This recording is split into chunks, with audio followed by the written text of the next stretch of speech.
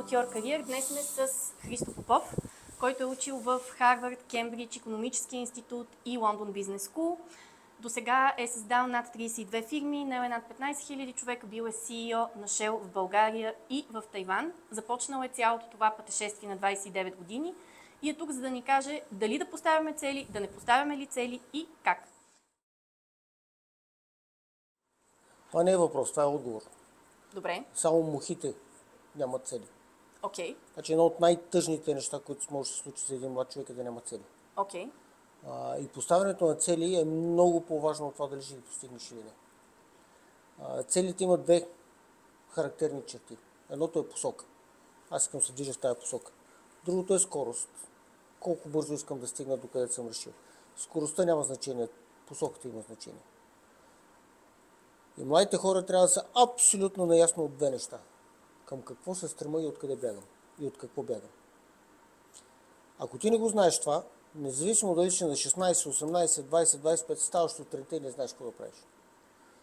Когато нямаш цел, станеш сутринта и не знаеш какво да правиш, правиш там, на където духне вятъра. Тоест ти ставаш една муха.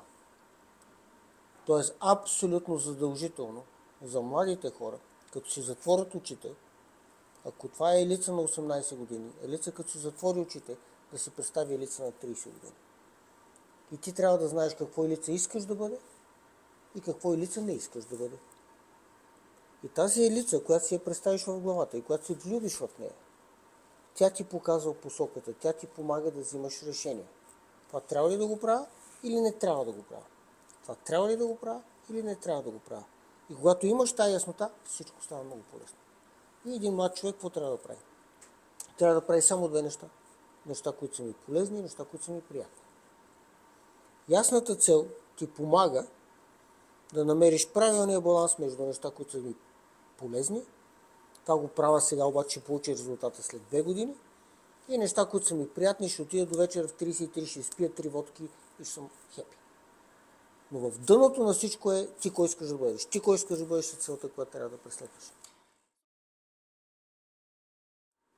Аз не исках да съм беден. Не исках да съм необразован.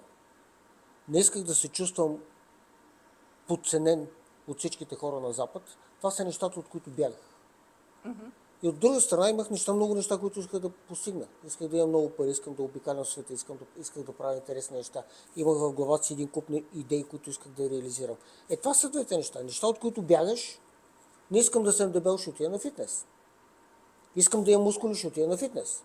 Тоест ти трябва да си наясно от какво бягаш, кои са лошите неща, и те трябва да са ти мотивация, и трябва да си наясно кои са нещата, които искаш да постигнеш, и те трябва да са ти мотивация. Кой им е казал на младите хора?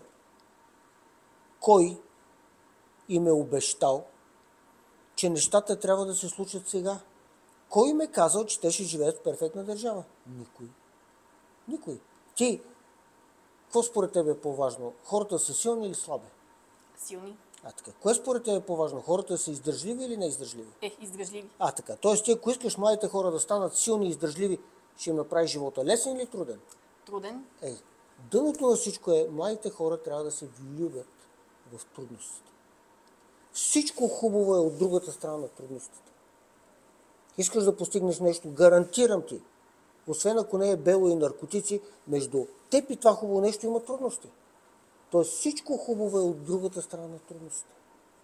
И ако младите хора могат да се опознаят на ранна възраст и да се създадат собствения си образ за бъдещето, това е целта. То не е някаква сложна методика. И като я създадеш целта, идва втората красива думичка. Дисциплина. Дисциплината е източник на самочувствие. Не, дисциплината е най-големият източник на самочувствие. Защо? Елица е решила, че ще направи това и го прави. Това е дисциплина. Елица повече се самоуважава. Елица е решила, че прави друго и тя го прави. Елица повече се самоуважава. Тоест дисциплината е източник на самочувствие. Какво значи дисциплина? Няма никаква връзка между това как аз се чувствам и какво правя. Защото аз съм решил какво да правя. Днеска ми си ходи на фитнес, ходя на фитнес. Утре не ми си ходи на фитнес, ходя на фитнес. Ако ти искаш да имаш нещата, които другите нямат, трябва да правиш нещата, които другите не искат да правят. Не да кажеш мамо или тати, или ще спа цял ден и ще нося маратонки по 1000 евро.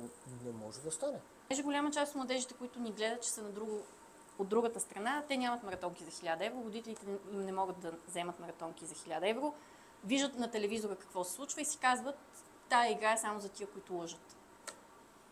И са абсолютно бъркат.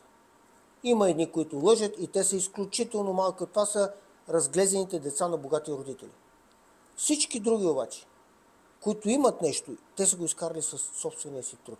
И аз ти гарантирам, че удовлетворението от това да направиш нещо сам е 100 пъти повече, отколкото някой ти го даде. Ще дам един пример. Ако ти искаш да се качиш на Еверест, имаш два пътя. Един, аз мога да взема с Елиса и с един хеликоптер да я сложа отгоре на Еверест. Има и друг. Елиса една година си скъсва задника да тренира. Учи, тренира, пробва, пада, става, краката я болят, почва да се катери и с 300 мъки се качи на Еверест. Ти ми кажи, коя Елиса е по-щастлива?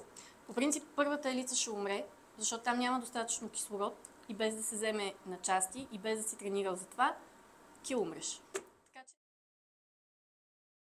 И ти, когато си до 30 години, имаш само едно единствено нещо. И то е енергия.